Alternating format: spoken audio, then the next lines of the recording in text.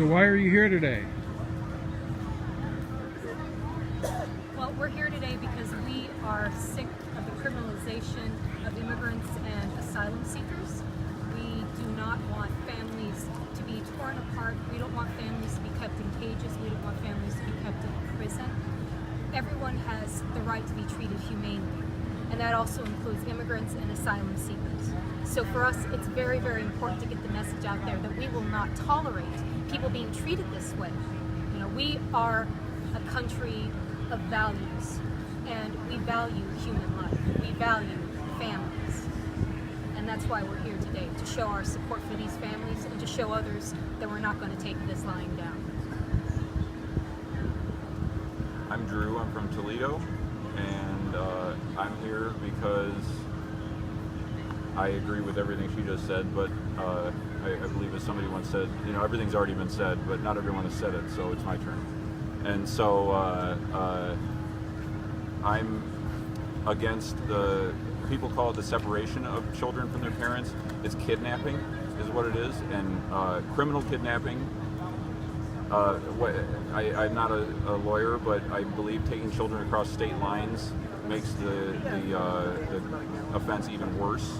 And so I think it's really poignant that we're here at the library on the campus today because Frank Zappa said if you want to get laid, go to college, but if you want an education, go to the library. And I think a lot of people need to get more educated about what's actually going on in our country. I was just reading on Twitter the other day a woman who was born in the last few years of Ferdinand Marcos regime saying that we're already about 3 steps into fascism and we need to act now, which is why I made this sign.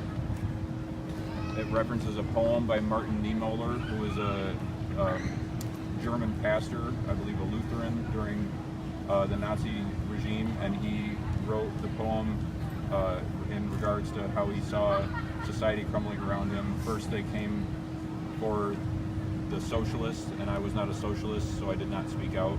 Then they came for the trade unionists, and I was not a trade unionist, so I did not speak out. Then they came for the Jews, and I was not a Jew, so I did not speak out. Then they came for me, and there was no one left to speak for me.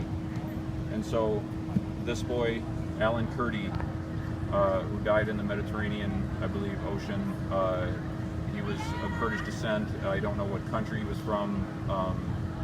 And so I, of course, inserted the newest people being oppressed here. And some people might ask, what does this boy have anything to do with what's going on here in America? And we are in a global migrant crisis because of climate change and having a lot to do with the foreign policy of the United States.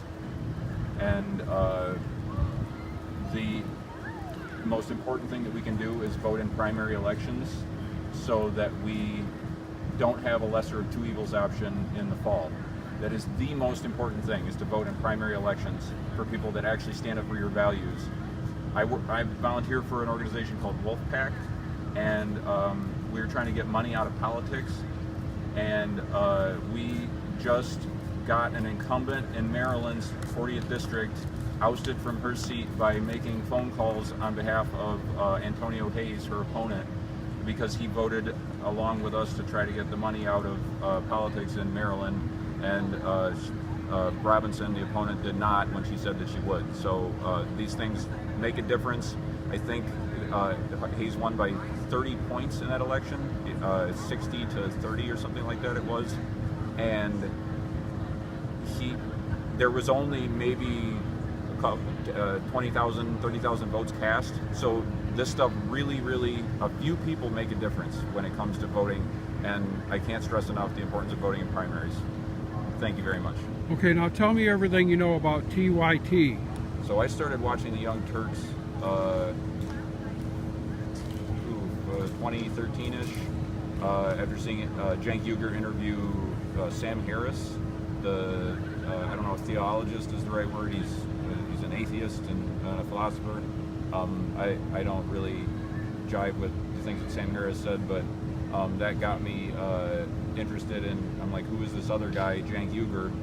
And that's spelled Cenkuyugur.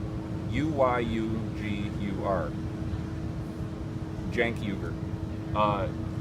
He worked for, he had an independent news show. I believe it was still called the Young Turks at that point. And enough Young Turks viewers called in to get him hired on MSNBC. And he had a show on there for a while, and he was not kowtowing to what they wanted him to say about Barack Obama. And they were purporting to be a liberal news organization, and he was like, no, I mean, some of the policies Obama's doing are not liberal, like bombing places, expanding wars, finalizing corporate tax cuts that Bush couldn't even get done because he wasn't a Democrat. So the boss, the CEO of MSNBC, came and took Cenk into his office and said, listen, outsiders are cool.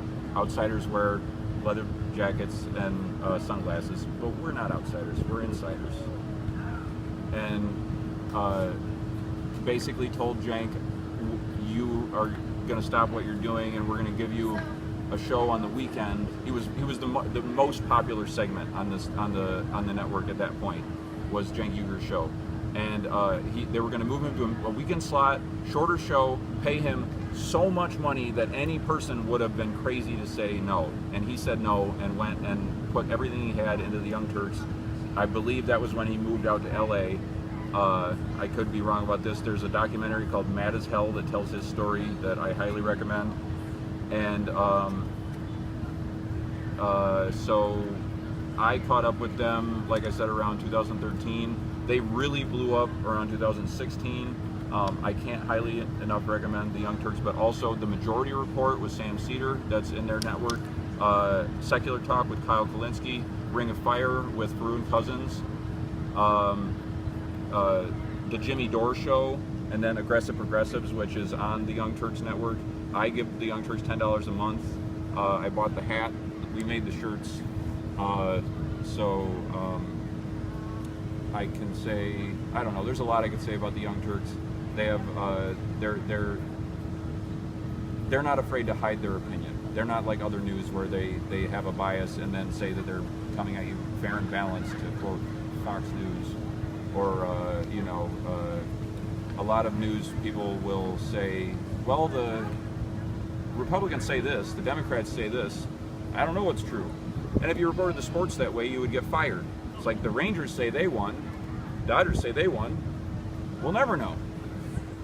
So, Cenk Uygur, the lead anchor, he is from Turkey originally and spoke, I believe, about 2 words of English when he moved to the United States.